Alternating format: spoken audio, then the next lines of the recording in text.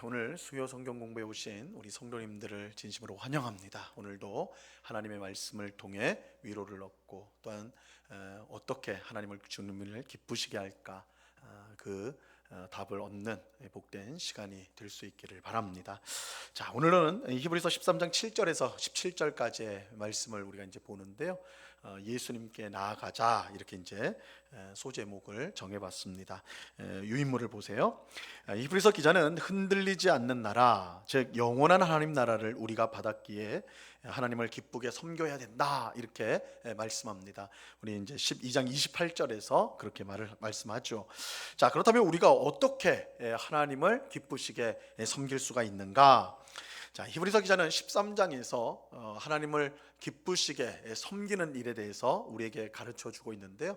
우리가 지난 시간에 본 것처럼 무엇보다 형제 사랑을 끊임없이 계속함으로써 하나님을 기쁘시게 섬길 수가 있습니다.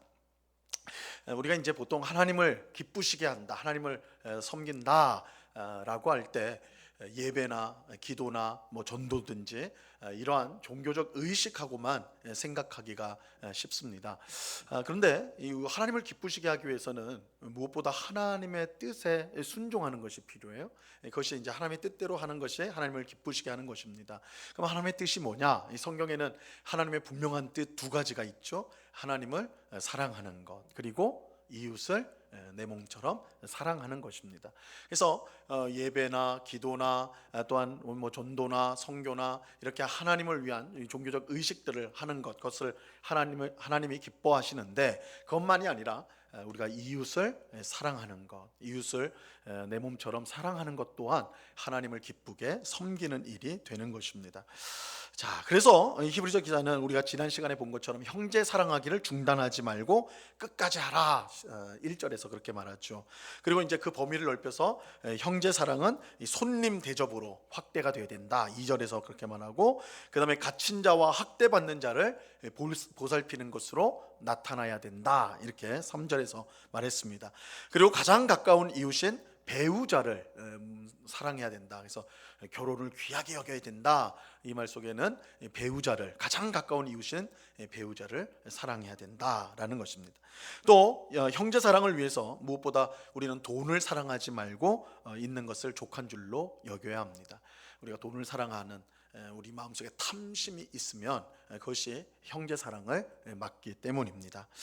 자, 히브리서 기자는 오늘 본문을 통해서도 계속해서 하나님을 기쁘시게 하는 섬김, 하나님을 기쁘시게 섬기는 것에 대해서 계속해서 말씀해주고 있습니다. 자, 우리 7절 말씀을 다 같이 보도록 하겠습니다. 7절을 같이 읽습니다. 시작. 하나님의 말씀을 너희에게 일러주고 너희를 인도하던 자들을 생각하며 그들의 행실의 결말을 주의하여 보고 그들의 믿음을 본받으라. 자, 히브리서 기자는 오늘 본문 이제 7절부터 우리가 17절까지 읽었잖아요. 그런데 이 7절과 17절, 그러니까 처음과 끝이겠죠. 머리와 꼬리 부분이 동일한 주제예요. 지도자들에 대한, 교회 지도자들에 대한 교훈을 우리에게 주고 있습니다. 이 7절에서 너희를 인도하던 자들을 생각하라 이렇게 말하고, 이제 우리가 나중에 보겠지만 17절에 보면 너희를 인도하는 자들에게 순종하고 복종하라. 그래서 이 교회 지도자들에 대한 말을 하고 있습니다. 그런데 이 똑같이 교회 지도자들에 대해서 말하고 있지만 그 대상이 똑같은 건 아니에요. 이 7절에 나오는 지도자는 이미 이 지도자로서의 사명을 다 마치고 이제 주님께로 간 이 세상을 떠난 지도자를 말합니다. 반면에 17절의 지도자는 지금 우리를 인도하고 있는 이제 지도자들, 살아서 지금 교회를 이끌어가는 지도자들을 말하고 있습니다. 이런 점에서 이제 구별이 됩니다. 자, 히브리서 기자는 전에 너희를 인도하던 자들을 생각하라 이렇게 말합니다. 무엇보다 그들은 하나님의 말씀을 전해 주었습니다. 그죠? 하나님의 말씀을 너에게 일러 주었던 이렇게 말하고 있는데, 이 지도자들, 이 교회 지도자들은 무엇보다 하나님의 말씀을 전해 준 사람들이에요. 이 하나님이 교회에 세우신 지도자들의 가장 중요한 사명은 하나님의 말씀을 신자들에게 전하는 것입니다. 이 교회 지도자들은 다양한 방식으로 일을 하죠. 교회 직분들이 여럿 있으니까 다양한 방식으로 이제 일을 하게 되는데, 그럼에도 불구하고 그 중심은 그 핵심은 하나님의 말씀을 전하는 것입니다. 하나님 말씀을 전하는 데 있어요. 자, 목사, 교육자, 목사와 교육자는 말로써, 그죠? 말로써 하나님 말씀을 전합니다. 그럼 장로는 이 교회, 이제 성경에 나오는 직분인 이 장로는 교회를 다스림으로써 하나님의 말씀을 전하는 일을 하는 거예요. 그래서 하나님의 말씀으로 교회를 다스림을 통해서 이 말씀을 드러내고 전하는 일을 하는 거죠. 또 하나의 직분인 집사는 뭐 우리 식으로 하면 이제 집사님이나 안수 집사님이나 권사님까지도 이렇게 할 수가 있겠죠. 이 신자들을 섬김으로, 이웃을 섬김으로써 하나님의 말씀을 전하는 일을 한다 할 수가 있습니다. 이 교회의 지도자는 하나님의 말씀을 전하는 사람으로 세워졌습니다.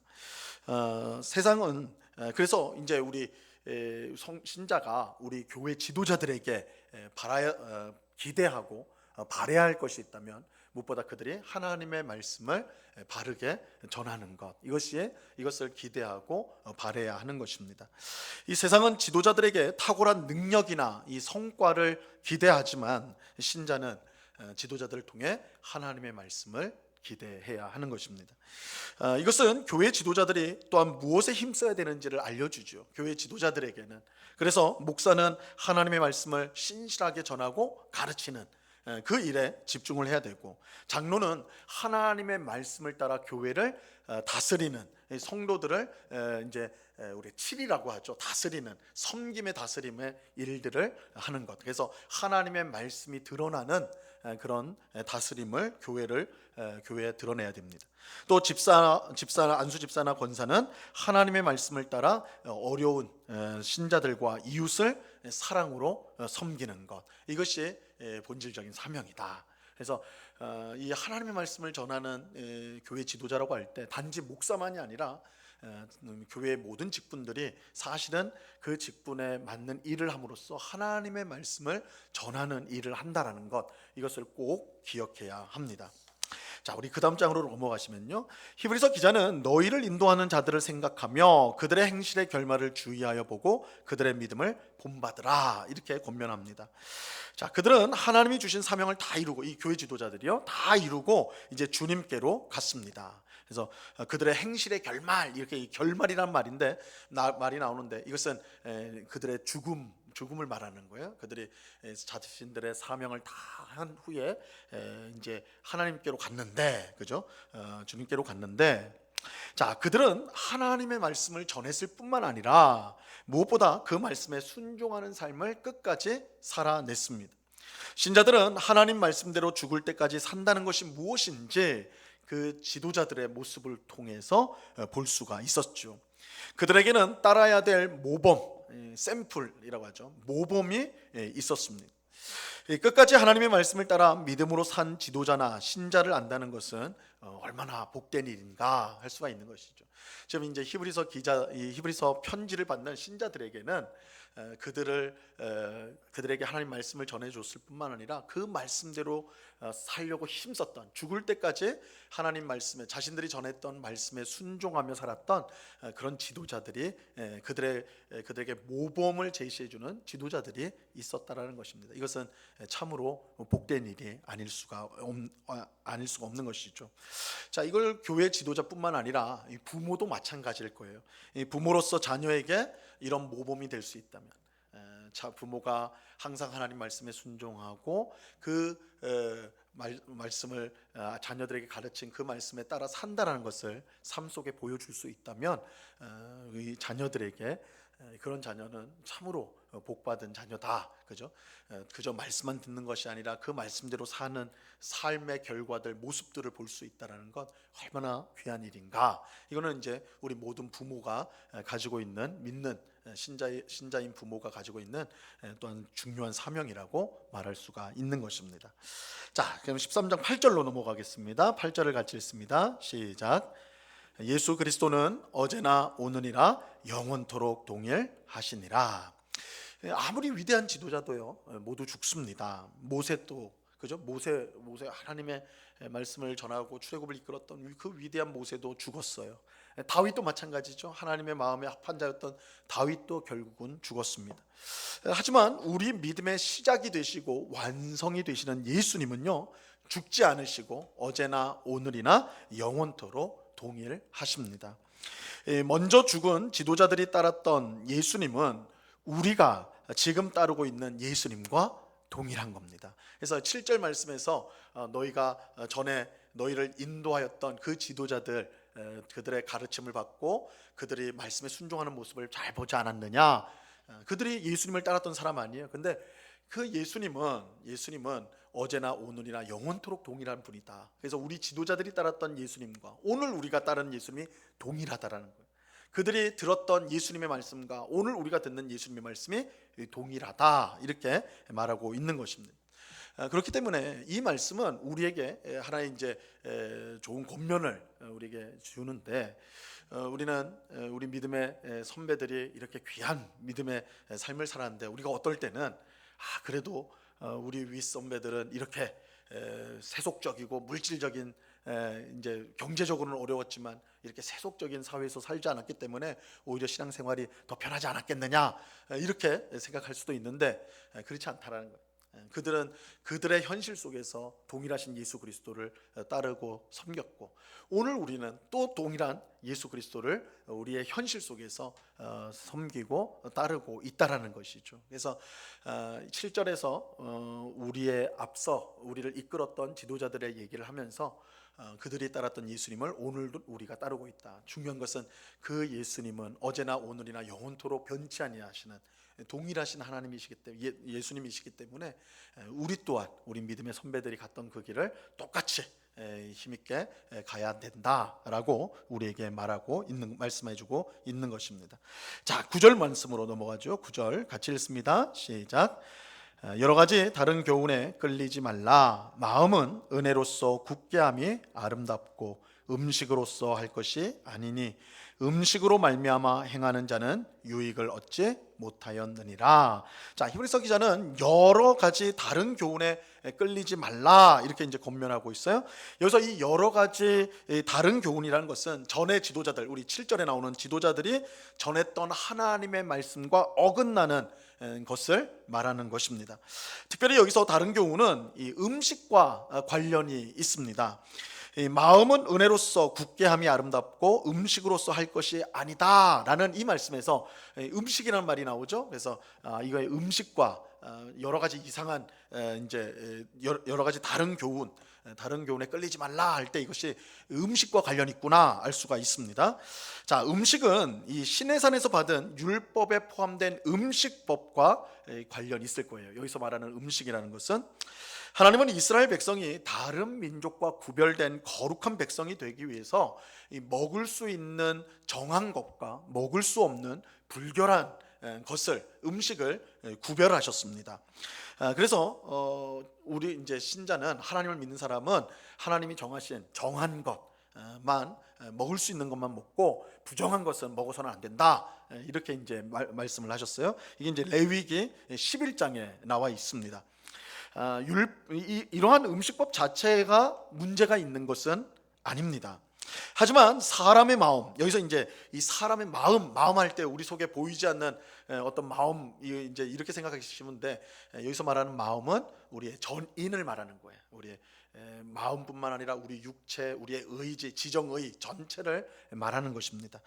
사람의 마음은 음식법을 지킴으로써가 아니라 하나님께서 예수님을 통해 우리에게 주신 은혜로서만 강건하게, 이제 굳건하게 될 수가 있는 것입니다. 그래서 음식을 지킴으로써, 구약 백성들에게는 이 음식을 지킴으로써 자신들이 하나님 백성이라는 것을 나타냈지만, 그거는 사실은 그림자에 불과한 거고, 실제로는 뭐냐?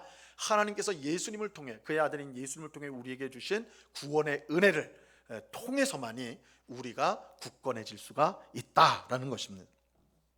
이런 점에서 율법은 우리를 예수님께로 인도하는 초등교사일 뿐이다, 이렇게 말하고 있습니다. 자, 이게 사도 바울이 갈라디아서 3장 24절에서 한 말씀인데요, 우리 굵은 글씨 한번 같이 읽겠습니다. 시작. 이같이 율법이 우리를 그리스도께로 인도하는 초등교사가 되어 우리로 하여금 믿음으로 말미암아 의롭다함을 얻게 하려 함이라. 이 구약에 나오는 율법이라는 것은 그 자체로는 선하죠. 하나님이 주신 거니까 악한 것이 아닙니다. 나쁜 게 아니에요. 하나님의 뜻으로 주신 것이기 때문에 좋습니다. 그러나 그것은 우리를 온전하게 만들 수는 없어요. 왜냐하면 이 율법이라는 것은 나중에 하나님께서 보내실 메시아 예수님께로 인도하는, 그래서 예수님이 오실 때까지만 이제 사용이 되어지는 그런 이제 시한부적인 성격을 갖고 있었기 때문에 그렇습니다. 그래서 이 율법의 궁극적 역할은 우리를 예수님께로 인도하는 거예요.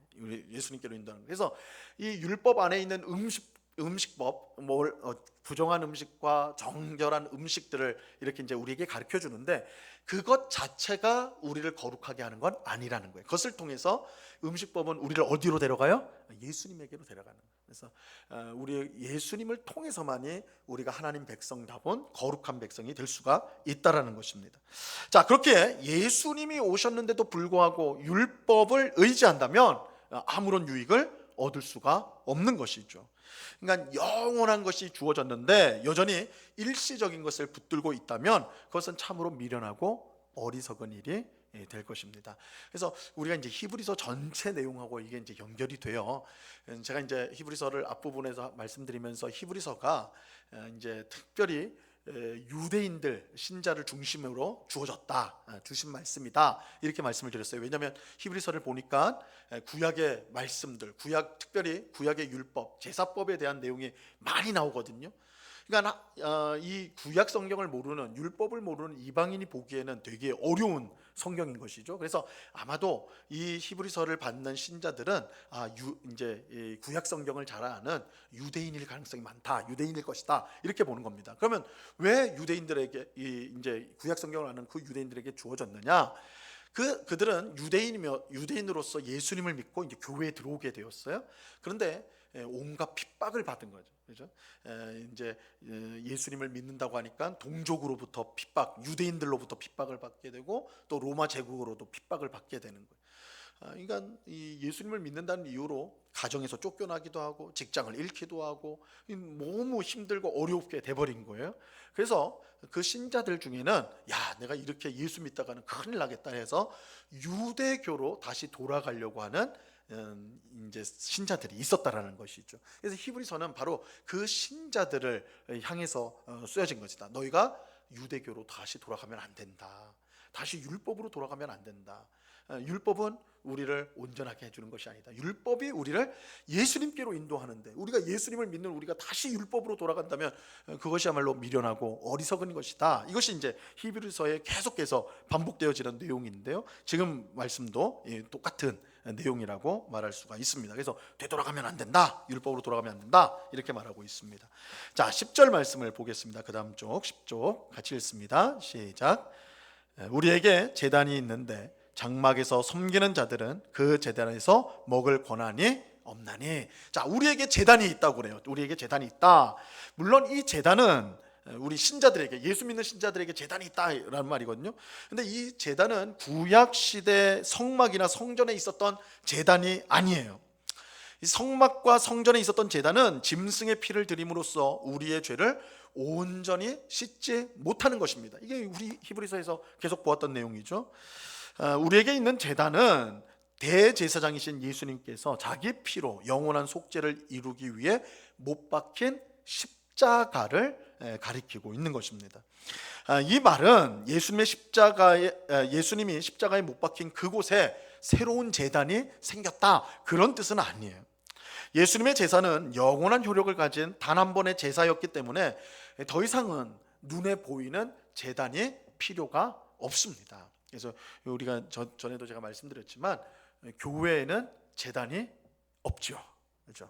제가 서 있는 곳은 어디입니까? 그러면 제단이 아니라 강단이에요. 강단. 하나님 말씀이 전해지는 곳이다. 그래서 우리 이제 여전히 많은 성도님들이 여전히 여기를 이제 제단이라고 불러요. 그죠? 제단이라고 부르기도 하고 또 새벽 제단을 쌓는다, 뭐 이런 말도 쓰긴 하는데, 물론 이제 상징적인 말로 그렇게 할 수 있을지 몰라도 실제로는 제단은 없습니다. 그죠? 우리는 제사를 더 이상 안 드리니까 제단이 있다는 것은 제사를 드린다는 건데 우리는 더 이상 제사를 드리지 않기 때문에 제단이 없어요. 예수님께서 십자가에서 영원한 단 한 번의 영원한 속죄 제사를 드렸기 때문에 더 이상 제단은 없는 것입니다. 자, 그렇기 때문에 여기서 말하는 우리에게 제단이 있다라고 할 때는 이건 눈에 보이는 그런 제단을 말하는 것이 아닙니다. 자, 그런데 우리에게 이 제단이 있다 함으로써 제사를 드리는 것이죠. 근데 눈에 보이는 제단은 아니에요. 그러다 보니까 구약 제사, 눈에 보이는 제단에 드렸던 제사와 우리가 드리는 제사, 눈에 보이지 않는 제단에서 드리는 제사는 그 내용이 완전히 달라질 수밖에 없습니다. 내용이 완전히 근본적으로 달라요. 자, 우리는 더 이상 속죄를 위해 짐승 제사를 드릴 필요가 없습니다. 예수님은 십자가 죽음을 통해 완전한 속죄를 이루셨기 때문입니다. 우리는 우리 죄를 위해서 제사를 드리지 않아요. 우리는 회개하죠. 그죠? 회개는 하지만 우리가 제사를 드리지는 않습니다. 예수님의 십자가 죽음으로 우리의 모든 죄 문제가 해결되었기 때문에 그렇습니다. 자, 그러므로 우리는 우리의 제사, 우리가 이제 제사를 드린다. 이걸 이제 우리는 보통 제사라고는 이제 표현 안 하고 예배라고 표현을 하죠. 예배. 우리의 제사, 예배는 짐승이 아닌 이제 뭘로 드려요? 짐승을 바치는 게 아니라 뭘 바쳐요? 우리의 몸을 드리는 거예요. 우리의 몸을. 자, 우리의 몸을 드린다. 이게 이제 우리 로마서 12장 1절에서 너희 몸을 거룩한 산 제물로 드리라. 이 이제 유명한 말씀이죠. 우리의 삶을 드리는, 우리 몸으로 하는 모든 것들을 하나님이 받으시는 예배로 드려야 한다는 것입니다. 그러니까 우리의 모든 삶, 우리의 일상이 사실은 하나님 앞에 드리는 예배가 되는 거예요. 예배가 된다. 자, 그리고 찬송과 선행의 제사가 드려지게 됩니다. 이건 이제 15절과 16절에 뒤에서 이제 다뤄지게 됩니다. 자, 이 땅에 있는 장막 성전을 섬기는 사람들은 예수님께서 영원한 속죄를 이룬 제단에서 먹을 권한이 없습니다. 오늘 10절 말씀 하반절에 보면 장막에서 섬기는 자들은 그 제단에서 먹을 권한이 없다 이렇게 말하는데, 여기서 이제 단지 음식을 먹는 그 말을 하는 게 아니라 여기서 먹을 권한이 없다는 것은 예수님을 의지하지 않고 율법을 의지하는 구약 시대에 그 율법을 의지하는 사람은 예수 그리스도께서 십자가에서 이루신 은혜를 누릴 자격이 없다, 이 뜻을 갖고 있습니다. 그래서 십자가를 통해 주시는 영원한 속죄 또 구원의 은혜를 누릴 수가 없다, 그럴 권한이 없다라는 뜻이 되는 것입니다. 자, 그 다음 절 11절을 보겠습니다. 같이 읽습니다. 시작. 이는 죄를 위한 짐승의 피는 대제사장이 가지고 성소에 들어가고 그 육체는 영문 밖에서 불사름이라. 자, 내용이 점점 복잡해지고 있는 느낌이죠. 근데 이 말씀을 이해하려면 이게 이제 레위기 16장에 나오는 대속죄일을 배경으로 하고 있습니다. 레위기 16장의 대속죄일에는 대제사장이 죄를 위한 짐승의 피를 가지고 지성소에 들어갔어요. 자, 우리 레위기 16장 15절 말씀인데요, 우리 굵은 글씨로 되어 있습니다. 또 백성을 같이 읽어봅니다. 시작. 또 백성을 위한 속죄제 염소를 잡아 그 피를 가지고 휘장 안에 들어가서 그 송아지 피로 행함같이 그 피로 행하여 속죄소 위와 속죄소 앞에 뿌릴지니. 그죠? 자, 그래서 대제사장이 짐승의 피를 가지고 가장 거룩한 하나님이 임재하시는 지성소까지 들어가서 피를 뿌리는 거예요. 자, 근데 여기서 이제 우리가 주목할 건 뭐냐면, 그럼 피를 뿌리면 나머지 짐승의 가죽도 있을 거고 고기도 있을 거고, 그죠? 그럼 그건 어떻게 하느냐? 그것은 성막 밖으로 나가서 모두 불태워 버렸어요. 불태웠습니다. 이제 레위기 16장 27절에 보면 이제 피를 지성소에 뿌리고 나머지는 이제 성막 밖으로 나가가지고 이제 지정된 장소에서 불태웠다, 이 말이 나옵니다. 자, 이제 그것이 예수님하고 연결을 시킵니다. 12절을 보세요. 12절 같이 읽습니다. 시작. 그러므로 예수도 자기 피로써 백성을 거룩하게 하려고 성문 밖에서 고난을 받으셨느니라. 자, 히브리서 기자는 구약의 대속죄일에 드렸던 제사와 예수님께서 십자가에서 드렸던 제사를 지금 비교를 하고 있습니다. 앞절에서 본 것처럼 대속죄일의 대제사장은 짐승의 피를 가지고 지성소에 들어가 속죄를 하였어요. 그리고 나머지 짐승의 가죽과 고기는 성막 밖으로 나가서 불태워 버렸습니다. 자, 마찬가지로 예수님도 자기 피로 백성을 거룩하게 하기 위해서 십자가에서 죽으셨는데, 그 이제 그 몸이 예수님 몸이 죽으셨는데 어디서 했냐? 그것이 성문 밖이었어요. 그러니까 예루살렘 성전이 있는 예루살렘 밖에서 예수님이 십자가에 못 박히셨습니다. 요한복음 19장 20절에 보면 성문 밖에서 그렇게 되었다 나와요. 자, 하지만 이 둘 사이에, 그러니까 이게는 이제 비슷한 점이죠. 대제사장이 피를 뿌리고 가죽과 고기는 성막 밖으로 나가서 불태웠다. 예수님도 예루살렘 성 바깥에서 십자가에 못 박혔다. 이건 비슷한 점이죠. 근데 차이점이 있어요. 이 둘 사이에 차이점이 있는데, 짐승의 피로는 백성을 온전히 거룩하게 만들 수가 없습니다. 하지만 예수님이 십자가에서 자기의 몸을 제물로 드린 제사는 백성을 온전히 거룩하게 할 수가 있었습니다. 우리가 이제 전에 보았는데요. 히브리서 10장 10절에 이렇게 되어 있습니다. 우리 같이 읽어봅니다. 이 뜻을 시작. 이 뜻을 따라 예수 그리스도의 몸을 단번에 들이심으로 말미암아 우리가 거룩함을 얻었노라. 그죠? 우리가 거룩함을 얻었다. 이렇게 말하고 있습니다. 이게 차이점입니다. 자, 13절입니다. 같이 읽어봅니다. 시작. 그런즉 우리도 그의 치욕을 짊어지고 영문 밖으로 그에게 나아가자. 자, 히브리서 기자는 우리를 거룩하게 하려고 성문 밖에서 고난받으신, 십자가에서 죽으신 예수님께 나아가자, 이렇게 권면을 합니다. 자, 그러기 위해 우리는 예수님이 겪었던 치욕을 짊어져야 합니다. 자, 예수님이 영문 밖에서 십자가에 못 박혔다는 사실은 예수님이 부정한 자가 되었음을 알려주는 거예요. 우리가 이제 전에 기억하실지 모르겠지만, 전에 우리 레위기 말씀을 배울 때 하나님이 임재하시는 곳을 중심으로 해가지고 거룩함의 등급이 있다고 말씀을 드렸습니다. 거룩함의 등급이 있어요. 장소별로 하나님이 친히 임재하시는 지성소, 그죠? 성막 안에 있는 가장 깊숙한 곳에 있는 지성소는 가장 거룩한 곳이에요. 가장 거룩한 곳. 그래서 거기는 함부로 누구도 들어갈 수가 없습니다. 대속죄일, 우리 방금 말씀드린 대속죄일 날 단 한 번, 1년에 단 하루 대제사장만이 피를 가지고 그곳에 들어갈 수가 있었어요. 왜냐하면 하나님이 거하시는 곳이기 때문에 가장 거룩해요. 지성소란 말도 가장 거룩하다는 뜻이에요. 자, 그 다음에 거룩한 곳이 어디겠어요? 그 바로 이제 가까운, 바로 연결된 성소겠죠. 성막 안, 성소, 거기가 거룩해요. 거기는 제사장들이 활동하는 공간이에요. 일반 백성은 들어오지 못하고, 그죠? 제사장들이 활동하는 거. 그러니까 가장 거룩한 곳에서는 하나님이 계시고 대제사장이 1년에 한 번 들어가는 곳이고, 그 다음에 성소에는 제사장들이 그곳에서 활동하게 됩니다.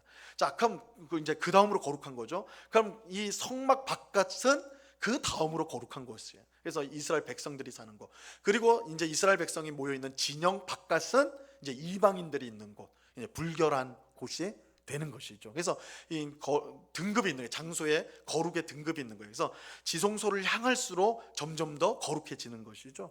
자, 근데 예수님이 십자가에서 못 박히신 곳은 어떤 곳이에요? 성전 바깥, 성 바깥이었죠. 그러니까 가장 바깥인 거예요. 그러니까 예수님이 십자가에 못 박혔다는 것, 그 장소에서 못 박혔다는 것은 그가 불결한 자로 취급이 되어졌다라는 것을 보여주는 것입니다. 그래서 그가 치욕을 짊어지고라고 이렇게 이제 표현이 되고 있는 겁니다. 자, 그렇다면 히브리서 기자는 왜 부정한 자가 되신 예수님께 나아가자라고 말을 하는가?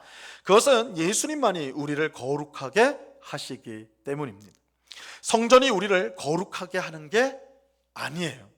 예수님을 몰아내고 여전히 율법과 성전을 붙들고 있는 유대교는 겉으로는 거룩한 것 같지만 실제로는 전혀 그렇지 않습니다.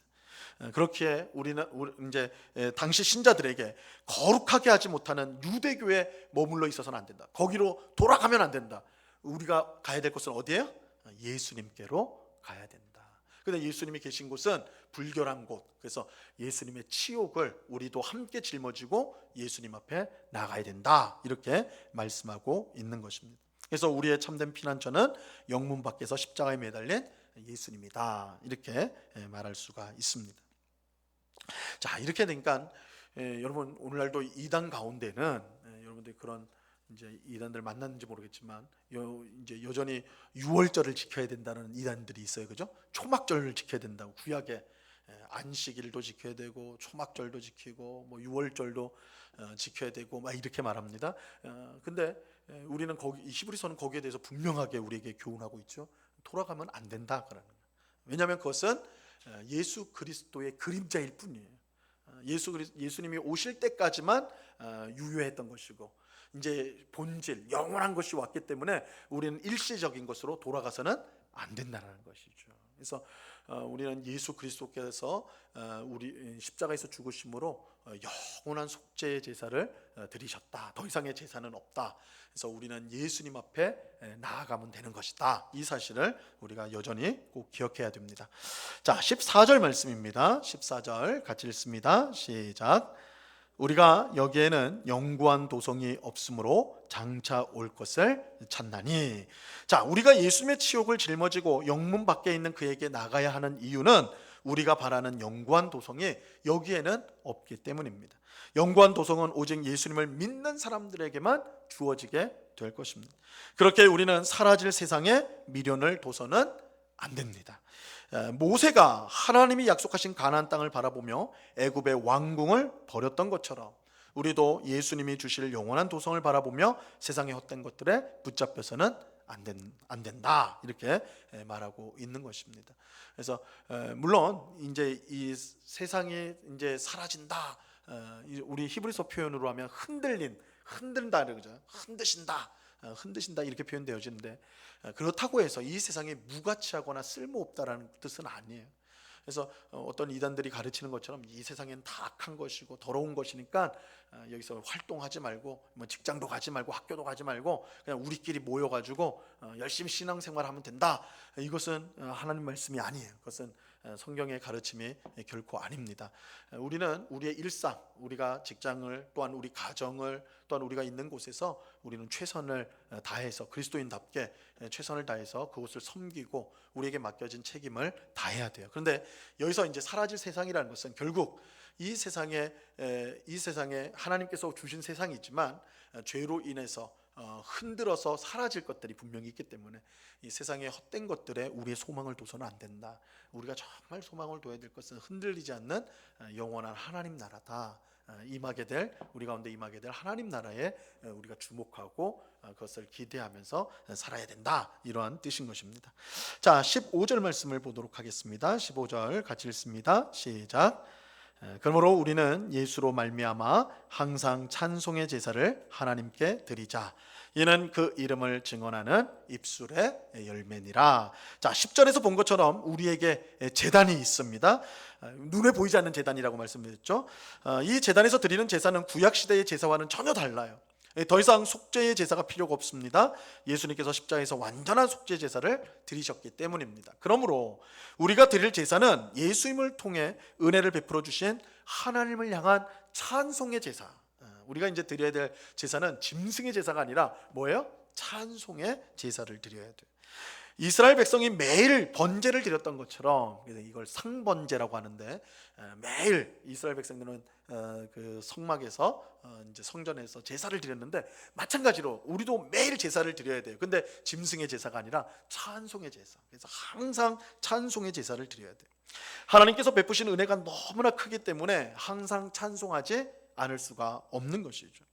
우리의 찬송은 하나님의 이름을 증언하는 입술의 열매라고 말하고 있습니다. 자, 이건 무슨 뜻이냐? 하나님과 예수님이 얼마나 복되고 존귀한 존재이며 우리를 위해 얼마나 위대한 일을 행하셨는지를 입으로 시인하고 고백하는 것. 이것이 찬송이라는 거예요. 찬송.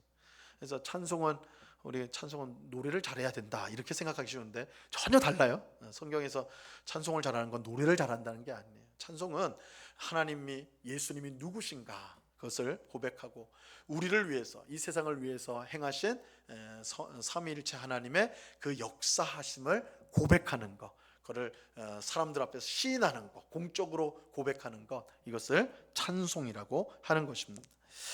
야, 여러분, 우리는 언제 하나님을 찬송합니까? 여러분 언제 찬송하세요?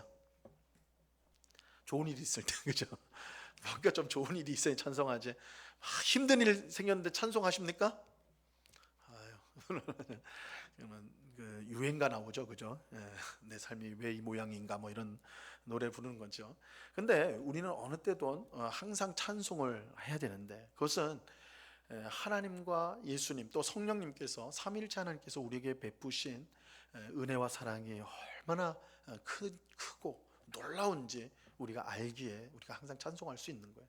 그래서 이 찬송이라는 것은 우리가 단지 좋은 일이 생기고 원하는 일, 바라는 일들이 이루어졌을 때만 우리가 할 수 있는 것이 아니라 사실은 하나님이 누구시고 우리를 위해서 어떤 일을 행하셨는가, 그의 하나님과 삼위일체 하나님이 우리에게 베푸신 은혜와 구원과 사랑이 얼마나 크고 위대한지를 안다면 사실은 우리는 어떤 형편과 상황 속에서도 찬송할 수가 있는 것이죠. 그래서 사도행전 16장에 보면 바울과 실라가 빌립보에서 복음 전하다가 억울하게 감옥에 갇히잖아요. 실컷 두들겨 맞고 감옥에 갇히거든요. 얼마나 억울하고 힘듭니까? 그런데도 그들이 뭘 해요? 정신 차리고 일어나서는 찬송을 불렀다고요. 감옥에서 찬송을 했어요. 야, 어떻게 이럴 수가 있냐 말이에요. 어떻게, 그죠? 그것은 그들이 당하고 있는 지금의 고난과 어려움보다 삼위일체 하나님이 그들에게 행하신 그 구원과 또한 역사하심이 너무나 크고 놀랍다는 것을 그들이 알았기 때문에 그들은 항상 찬송할 수가 있었던 것이죠. 자, 16절 말씀으로 가겠습니다. 16절 같이 읽습니다. 시작. 오직 선을 행함과 서로 나누어 주기를 잊지 말라. 하나님은 이 같은 제사를 기뻐하시느니라. 자, 우리는 찬송의 제사, 이제 우리에게 제단이 있는데 우리는 짐승의 제물을 바치는 게 아니라 이제 보이지 않는 제단에서 찬송을 하는, 찬송의 제사, 그죠? 그리고 그것뿐만 아니라 이웃에게 선을 행하고 나눔으로 선행의 제사를 드려야 돼요. 이것이 선행의 제사는 하나님이 기뻐하시는 제사입니다. 하나님을 사랑하는 것과 이웃을 사랑하는 것이 하나님의 뜻입니다. 그렇기에 우리의 제사는 반드시 이웃을 향한 사랑으로, 섬김으로 드러나야 돼요. 하나님을 위한다고 하면서 이웃을 괴롭힌다면 그것은 결코 하나님을 기쁘시게 할 수가 없습니다. 우리가 절대 이거를 따로 떨어뜨려 놓을 수는 없어요. 저 사람은 교회에서는 저렇게 열심히 봉사하고 참 기도도 많이 하고 예배도 잘 드리는데 근데 이제 삶은 영 엉망이야. 참 이기적이고 욕도 잘하고 사람도 잘 속이고 이렇게 되면 그 사람의 신앙은 엉터리인 거예요. 그죠? 이건 따로 분리될 수가 없는 거예요. 하나님을 사랑하는 사람이 이웃을 사랑하는 거예요. 그래서 참 경건, 하나님 앞에 참 경건이 깊어질수록 그것은 반드시 이웃을 향한 섬김과 사랑이 깊어지는 것으로 나타나게 된다는 것입니다. 그래서 이브리서 기자가 우리에게 두 가지 우리가 보이지 않는 제단에서 드려야 될 제사, 우리의 일상의 삶에서 우리 몸으로 드려야 될 제사가 무엇인지 알려주는데 찬송의 제사, 또 한 가지는 선행의 제사, 그죠? 그래서 우리가 이웃에게 선을 행하는 것, 그것이 하나님을 기쁘시게 하는 제사, 예배가 된다라고 말씀하고 있는 것입니다. 자, 마지막 17절을 보도록 하겠습니다. 17절 같이 읽습니다. 시작. 너희를 인도하는 자들에게 순종하고 복종하라. 그들은 너희 영혼을 위하여 경성하기를 자신들이 청산할 자인 것 같이 하느니라. 그들로 하여금 즐거움으로 이것을 하게 하고 근심으로 하게 하지 말라. 그렇지 않으면 너희에게 유익이 없느니라. 자, 7절과 마찬가지로 마지막 절인 17절에서도 지도자들에 대해서, 교회 지도자들에 대한 권면이 나오죠. 자, 7절에서는 이미 세상을 떠난 지도자를 말했는데 이 17절에서는 지금 교회를 이끌고 있는 지도자들에 대해서 말하고 있습니다. 신자는 교회 지도자에게 순종하고 복종해야 됩니다. 그래서 너희를 인도하는 자들에게 순종하고 복종하라, 이렇게 분명하게 가르치고 있습니다. 자, 이 말을 우리가 잘 이해해야 됩니다. 이 말은 교회 지도자 자신에게 어떤 권위가 있기 때문이 아니에요. 그러니까 목사라서, 장로라서, 권사라서 그 자체에 권위가 있다는 건 아니에요. 권위가 있는 게 아니에요. 그들에게 순종하고 복종해야 되는 이유는 그들이 전하는 하나님 말씀 때문에 그래요. 제가 아까 교회 지도자들은 하나님의 말씀을 전하는 일을 한다고 그랬잖아요, 그죠? 그래서 교회 지도자들의 권위라는 것은 그 사람이나 혹은 그 직분 자체에 있는 것이 아니라 그가 전하고 있는, 그가 하고 있는 그 사명, 하나님의 말씀을 전하고 드러내는 거기에 권위가 있는 것입니다. 자, 교회 지도자가 하나님의 말씀을 신실하게 전한다면 우리는 그에게 순종해야 합니다. 왜냐하면 그가 자기의 말을 하는 게 아니라 하나님 말씀을 하기 때문에 그렇죠. 그래서 결국 교회 지도자들에게 순종한다는 것은 누구에게 순종하는 거예요? 결국 하나님께 순종하게 되는 거예요.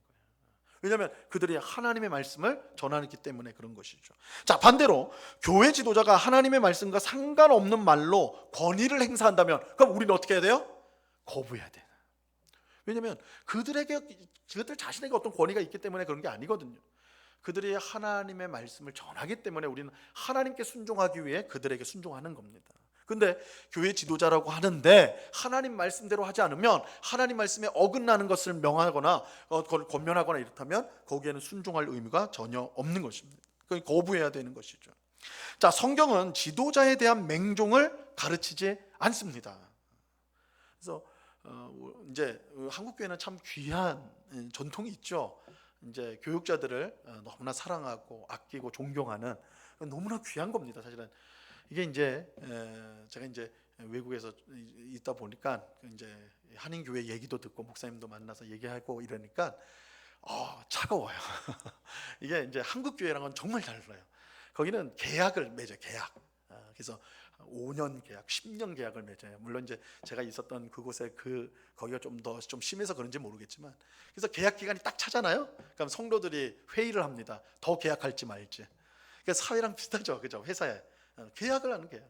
그래서 그때 제가 있었던 곳 목사님은 5년째는 잘 넘기셨고 10년째 됐는데 계약이 안 됐어요. 그래서 한국으로 돌아가셔야 된다고 이제 그 말씀을 했던 거 제가 기억이 나요. 그러니까 이제 우리가 생각할 때 이거 되게 그죠? 어떻게 그럴 수가 있지 하는데 한국 교회 안에는 이제 지도자들에 대한 교육자에 대한 사랑과 존경 또 아끼고자 하는 마음들이 너무 귀한데, 근데 이것이 너무 지나치다 보니까 이제 마치 교회 지도자가 목사나 그 자체에 어떤 권위가 있는 것처럼 생각을 해서 오용되어지는, 그렇죠? 이제 잘못된 목사가 이제 잘못된 권위를 해서 교회를 어렵게 하고 신자들을 어렵게 만드는 그런 일들이 일어나곤 하죠. 여러분들 아마 뉴스 기사나 이런 거에 보면 그런 일들입니다. 성경은 절대로 교회 지도자들에 대한 맹종을 가르치지 않습니다. 무조건 따라야 된다, 순종해야 된다, 대적하면 벌 받는다, 이런 거 가르치지 않습니다. 그렇죠? 다시 말씀드리지만 교회 지도자의 권위는 그들이 전하는 말씀에 있는 것입니다. 그들이 하나님의 말씀에 신실한 때 그것이 그들이 존경을 받고 이제 순종을 받아야 될 유일한 이유가 된다라는 것이죠. 그래서 이런 부분에서 우리가 잘 분별하는 것, 목사인 저 자신에게는 제가 하나님의 말씀을 바르게 전해야 된다는 그런 책임을 주는 것이고, 우리 성도님들의 신자들에게는 신자들은 저 앞에 서 있는 목사가 혹은 지도자가 정말 하나님 말씀대로 행하는가, 그것을 분별할 수 있어야 된다는 거예요. 분별할 수 있어야 된다. 다 그냥 무조건 믿고 목사님인데 거짓말 하겠어? 그죠? 목사님인데 잘못 속이겠어? 참 이 부분을 제가 말하는 게 참 그런데 하여튼 제가 최선을 다해서 안 속이려고 노력하고 있는데, 그죠? 하여튼 그렇게 생각하면 안 된다는 거죠. 그럴 수 있어요. 사람은 연약하니까. 근데 그가 하나님 말씀에 지금 든든히 서 있는가를 신자들은 분별할 수 있어야 됩니다. 그래서 그러지 못했을 때는 권면해야 되고 또 서로 기도하면서 고치도록 해야죠. 그죠? 그래야지 교회가 바르게 설 수가 있는 거예요. 그래서 맹종해서는 안 된다. 이것들을 우리가 기억해야 됩니다. 우리가 교회 지도자들에게 순종하고 복종하는 이유는 하나님께서 그들을 세웠고 그들을 통해 말씀하시기 때문입니다. 그러지 못한 교회 지도자들에게는 순종할 의무가 없다라는 것입니다. 자, 두 번째 마지막 단락은 우리는 하나님 말씀을 신실하게 전하는 교회 지도자들에게 순종해야 되는데 그들은 우리의 영혼을 위하여 하나님께 보고할 책임이 있는 자처럼 늘 살펴보기 때문입니다. 그래서 너희 영혼을 경성하기를 자신들이 청산할 자인과 같이 한다, 이렇게 돼 있는데, 이건 뭐냐면 우리 이제 교회 지도자들은 우리 신자들을 늘 살핀다는 거예요. 늘 살핀다. 왜 살피느냐? 마지막 날 하나님 앞에 섰을 때 보고를 해야 된다는 거예요. 보고를, 이 신자의 형편과 상황에 대해서 보고할 책임이 있다. 그렇죠? 그래서 늘 성도들을 위해서 기도할 뿐만 아니라 말씀으로 권면하고 또한 그렇게 해야 된다는 거죠. 하나님 앞에 그런 책임이 있기 때문에 그래요. 자, 그렇기 때문에 이제 이렇게 보면 이 교회 지도자들은 자기 이익을 위해 존재하는 것이 아니라 철저히 신자의 이익을 위해서 존재를 하는 것이죠. 그러므로 신자는 자신의 영혼을 위해 교회 지도자들에게 순종해야 되는 것입니다. 그들이 즐거움으로 일하도록 하고 근심하지 않도록 해야 됩니다. 그잖아요. 내 영혼을 위해서 수고하는 사람인데 내가 그 사람을 괴롭게 하면 어떻게 되는 거예요? 그 사람도 괴롭게 섬기겠죠. 그러면 그 사람도 하나님 앞에 섰을 때 아우 저 신자가 나를 참 괴롭혔습니다. 이렇게 보고할 거 아니에요, 그죠? 이게는 아무런 유익이 없겠죠. 그래서 이 말 다시 하지만 그렇다고 해서 맹목적으로 그렇게 잘 해야 된다 이 말씀을 드리려는 게 아니에요. 나의 영혼을 위해서 하나님께서 섬기도록 세워주시는 사람이 교회 지도자, 교역자다라고 한다면 그 교역자가 즐거운 마음으로 우리의 영혼을 잘 살필 수 있도록, 그죠? 우리를 위해 기도하고 말씀을 전하고 우리를 섬길 수 있도록 그렇게 할 수 있도록 즐겁게 할 수 있도록 그런 환경을 만들어주고 그렇게 배려하는 것, 그것이 중요하다. 이제 나를 위해서 중요하다는 것입니다. 자, 그렇게 말하잖아요. 근심하게 하지 말라. 그렇지 않으면 어떻게 된다고요? 너희에게 유익이 없다, 그잖아요. 손해다라는 거 아닙니까? 손해다, 그죠? 내 영혼을 보살펴 주는 사람이 있어. 내 영혼을 위해서 기도해 주는 사람이 있어. 내 영혼을 위해서 마치 자기 일처럼 생각하는 사람들, 이 교회 지도자거든요, 교역자거든요. 근데 그 사람이 즐겁게 일을 하도록 하는 것은 나에게 결국 유익이 되는 거예요. 근데 그 사람을 근심하게 만들면 그만큼 덜 저한테 우리에게 이익이 없겠죠, 그죠? 여기 아주 적나라하게 너희에게 유익이 없다 이렇게 말하고 있는 것입니다. 자, 교회 지도자들은 마치 늘 깨어 성을 지키는 파수꾼과 같다라고 할 수가 있습니다. 그들의 말에 귀를 기울이지 않으면 적들이 침략했을 때 순식간에 망하게 될 것입니다. 그죠? 파수꾼이 하는 일이 성 위에서 적들이 쳐들어오면 나팔을 부르는 거예요, 그죠? 그래서 제가 적들이 쳐들어오니까 빨리 대피합시다, 뭐 이렇게 하든지. 그래서 살는 거예요, 사는 거. 그러니까 이 파수꾼의 역할을 해요. 설교를 통해서 이렇게 성경 공부를 통해서 우리가 하나님 앞에서 어떻게 살아야 되는가, 어떻게 무엇을 해야 되는가, 하지 말아야 되는가 이것들을 전하잖아요, 그죠? 이게 나팔이란 말이야, 나팔 소리란 말이야. 근데 그거 무시하면 뭐 목사님대로 말씀하시고 저는 제 나름대로 살아보겠습니다. 그렇게 돼 버리면, 그죠? 이 파수꾼의 소리를 듣지 않으면 어떻게 돼요? 그 성이 순식간에 무너지는 거예요. 순식간에 그 소리를 들어야 된다는 거예요.